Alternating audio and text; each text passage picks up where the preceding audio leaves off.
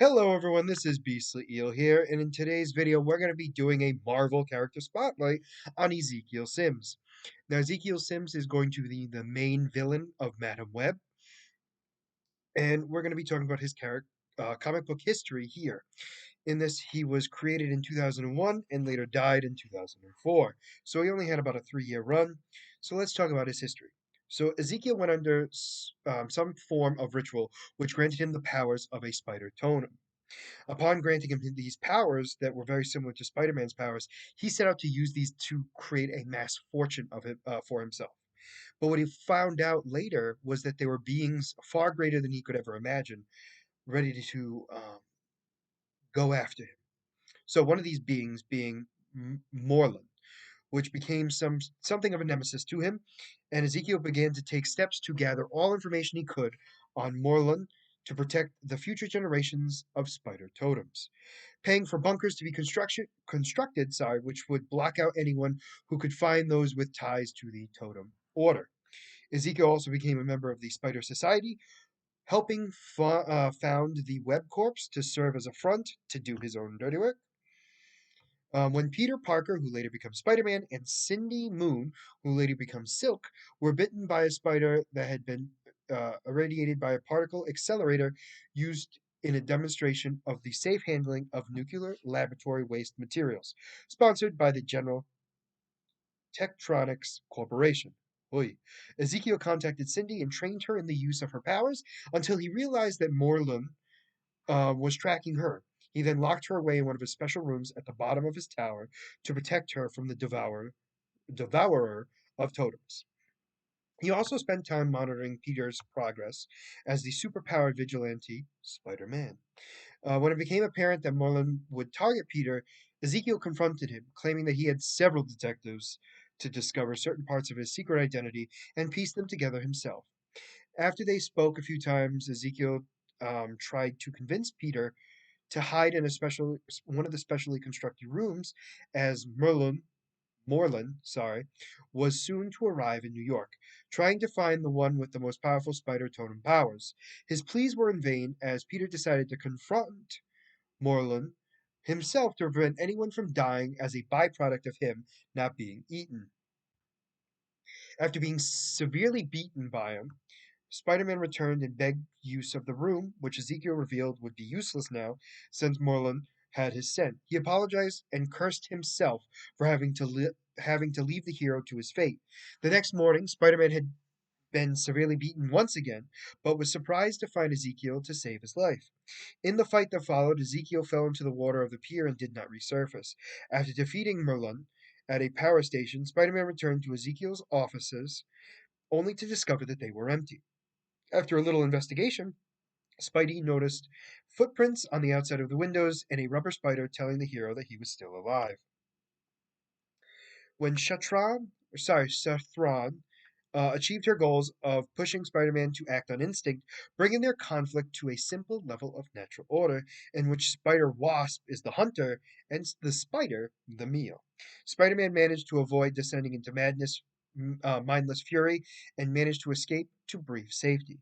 He was helped by Ezekiel, who took Spider-Man to a sacred temple in Guana and helped Peter set a trap for Shathra.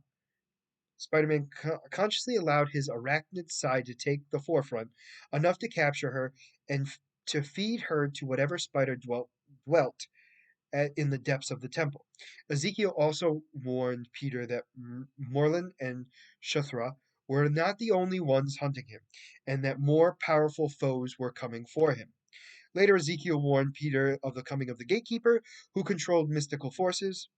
Ezekiel said the gatekeeper saw him as unworthy to possess his powers since he received them by accident and intended to kill him. Ezekiel told Peter to return to Ghana with him, but Peter refused until swarms of spiders attacked New York. Spider-Man tried to save as many people as he could when Ezekiel said that the gatekeeper has arrived to kill him, and he urged him to go with him. The spiders gathered to form the body of the gatekeeper, who told Peter that the bugs are important to the world, and spiders are the hunters of the bug world. Spider-Man attempted to fight the gatekeeper but was outmatched. The gatekeeper tells him that he was chosen by mystical forces to receive his powers out of all the students in the demonstration. As he became a natural hunter because of all the anger he carried in his life when he was bullied, never being able to fight back or reserving his anger to himself, making him never give in to the odds and a hunter because he was the prey. Peter realized that contradicts what Ezekiel had told him, and the gatekeeper revealed that Ezekiel was the one that was unworthy of his powers because he stole them. Spider Man awakened, battered, and bloodied, and Ezekiel explained that because the gatekeeper will only allow one of them to live, he was to kill Peter, and Peter realized that supernatural menaces he had recently fought were actually after Ezekiel. So they fought, but Ezekiel defeated him by drugging him with a syringe. Ezekiel chained him to a column in the temple and stabbed him with a knife to have his blood flow into the spider ruins on the floor. He turned into a giant spider, and the gatekeeper arrived to kill Peter as Ezekiel walks away. In panic, Peter uses his spider sense to bond with Ezekiel's mind and shows him of his heroics. Ezekiel realized that he had wanted his life, he wasted his life, seeking wealth, and Peter was the one worthy of his powers. So in the end, Ezekiel sacrificed himself to save Peter. So let's talk about his powers. Ezekiel possesses a various of superhuman abilities, most of them very identical that are of the ones possessed by Spider-Man. So he has superhuman strength, um, although his strength is just slightly inferior to that of Spider-Man, and at his peak he could lift about 9 tons. Ezekiel could run and move at speeds beyond the physical capabilities of the finest human athlete. Ezekiel's musculature produced less fatigue toxins during physical activity than that of a normal human, and in spite of his age, he could physically exert himself at the peak capacity for several hours before the buildup of fatigue toxins in his blood began to impair him. He also has superhuman durability. His body was tougher and more resistant to some types of injuries than the body of a normal human. For example, Ezekiel could withstand falls and leaps from heights of several stories without sustaining injury. He was also more resistant to great impact forces than a normal human. He could withstand impacts such as being struck by a humanly strong person like Spider Man that would severely injure or kill a normal human with little to no injury to show for it. He has superhuman agility. Superhuman agility, balance, and body coordination were all enhanced to the levels that were beyond the natural physical limits of the finest human athlete. He also has reflexes that were similarly enhanced and were superior to those of another um, finest human athlete. He has the ability to wall crawl, spider sense, and spider sense immunity. Because his powers are virtually identical to Spider Man's, Ezekiel can't be detected by Spider Man's spider sense, nor can Ezekiel detect Spider Man. Make that clear. His other abilities include occult knowledge. He has great knowledge of various mystical rites and ceremonies relating to the founder of the Spider Clan. I am not even going to attempt to say that name. A skilled businessman. Ezekiel was a skilled businessman, having amassed a great deal of fortune and wealth through leadership and initiative. And he's also a great skilled combatant. Even though he had no formal training, he was formidable in hand to hand combat using freestyle fighting technique similar to that of Spider Man that allowed him to make full use of his speed and agility. And he's 57 years old when he was introduced in this, which I find very interesting. Um, and we and as always, Marvel has a power grid, and it's always out of 7. So his intelligence is a 3 because he has learned intelligence.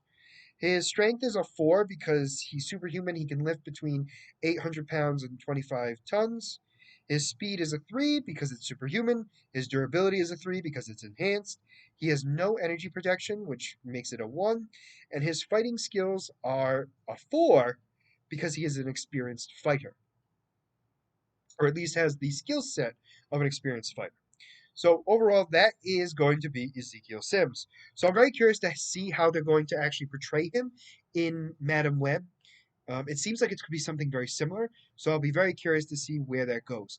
Whether it's going to be the Beyonder who wants Madam Web to become a being like himself, or we have the totem beings trying to convince Madam Web to stop Ezekiel Sims from destroying worthy spider people. It'll be interesting to see. Um, and I believe, actually, I do know.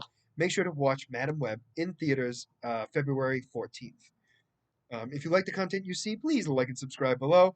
Other than that, this is going to be Beastly Eel signing out. Have a great night.